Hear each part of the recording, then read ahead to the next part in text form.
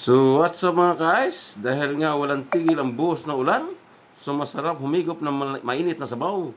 So magluto po tayo ng tinatawag na tinulang manok sa panahon ng tag-ulan.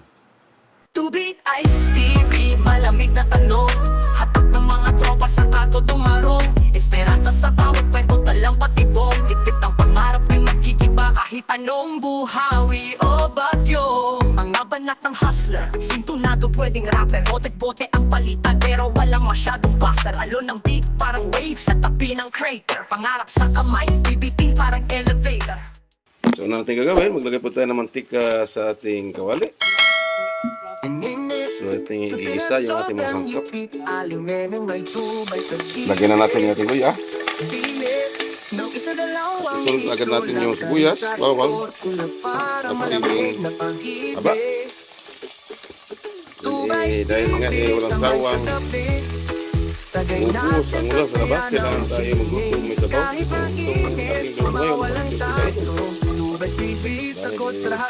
ngayon, wala po tayong maisip na ulan ng panahon na tag-ulan. So maglagay po tayo ng chicken broth cube para lumasa yung ating chicken tinula. Chicken tinula sa panahon ng tag-ulan, yan ang ating tawag sa ating luluto ngayon. Chicken tinula sa panahon ng tag-ulan, lalo na walang kumpay ang buhos ng ulan. Lagyan na po natin yung ating tanglad. Igisa na rin natin para lumasa talaga yung ating chicken tinula.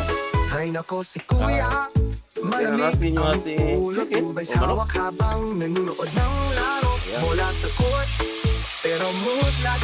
Hindi na kapasinteng luto na ito. Kahit sino guys, pwede ka magluto na ganun. Basta lang, meron kayong lutuin. So, antayin na natin siya magkatas yung ating manok. Bago natin siya lagyan ng tubig. So, lalagyan po natin ng patis, pampalat, pampalasa sa ating chicken tinula. So, magdagdag lang tayo ng asin mamaya pag may kulang pa sa araw. Yan, kumatas na yung ating manok.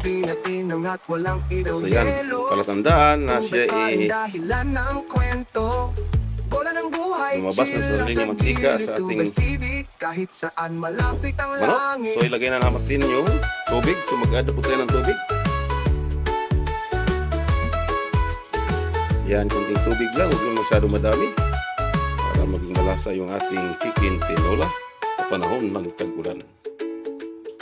A few moments later.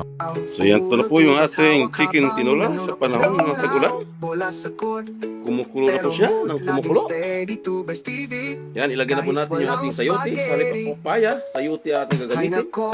Masarap din ito. Yan ang sayote. Sayo lang ating kaya sayote. Yan na natin ang ating sayote. So yan. Antayin lang natin lumambot. Manok, tayong sayote. Ilagay na natin yung daon ng sili. May saglit. Ayan, maluluto na po yan. So yan yung ating tinulang manok sa panahon ng tag-ulan. Luto na po ito mga guys. So yun, titikman po natin. Talaga sarap lang. Mapapaa ka na sa sarap. Dahil walang kumpay ang buhos ng ulan. Good na po. Ilagyan na po natin daw ng sili. Kaya luto na po ito mga guys. Ang kasunod dito ay kakain na po tayo ng hapunan kasama tanghalian.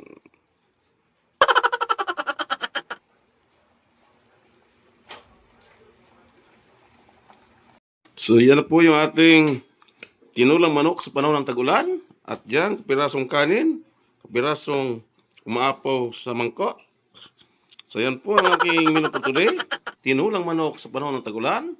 So thank for watching. Hanggang dito na lang. God bless us. And bye-bye. Ay saan? Sa refodelier. Malamig ang bawat hakbang kahit buhay ang player. Sabay tanaw sa linya, tila chessboard ang layer. Laban dilim pero asam pa rin maging player. Telebisyong eksena, alidad mga tema.